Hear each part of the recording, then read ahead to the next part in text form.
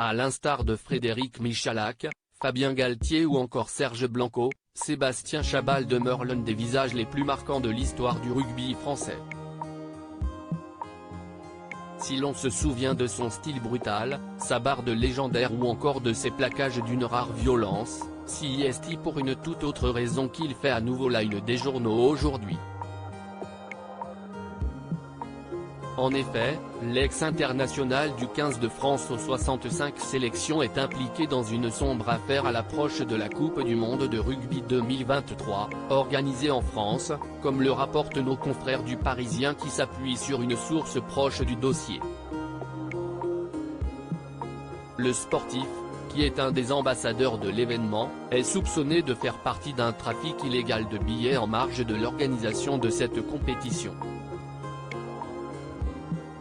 Le mari d'Annick aurait ainsi acquis pas moins d'une grosse centaine de places, pour une valeur potentielle de plusieurs dizaines de milliers d'euros, alors que la limite individuelle pour l'acquisition de ces précieux sésames est théoriquement fixée à 8 par personne. Des questions se posent sur l'hypothèse d'un trafic de billets mais rien n'est établi à ce stade, explique à ce sujet la source proche de l'enquête à l'AFP. Des accusations lourdes donc, mais que Sébastien Chabal en personne a tenu à démentir ce samedi 7 janvier, toujours auprès de l'AFP.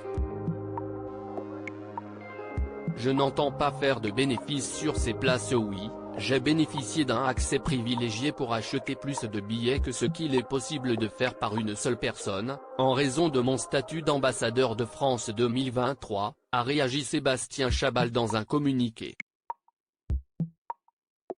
Je n'ai pas eu de gratuité ou de tarifs préférentiels. Et non, je n'entends pas faire de bénéfices sur ces places, a rajouté l'ex-joueur de Lyon ou de Bourgoin-Jallieu, affirmant ainsi qu'il n'est impliqué dans aucun trafic de billets. Il est évident que ces places ne sauraient être revendues par ceux qui en bénéficieront. Il est tout aussi inenvisageable qu'elles puissent servir à des opérations commerciales. Un autre ancien rugbyman, répondant au nom de Henri Mioche, et faisant partie de l'organisation de la Coupe du Monde entre 2017 et 2020, est lui soupçonné d'avoir acheté pas moins de 600 billets, toujours d'après cette source proche de l'enquête. Un scandale de plus qui fait tache pour le rugby français, après la condamnation pour corruption de Bernard Laporte en fin d'année dernière, ainsi que le renvoi de Claude Hatché, directeur du comité d'organisation. Le tout à seulement quelques mois de cette fameuse Coupe du Monde de rugby dans l'Hexagone, qui débutera en septembre prochain.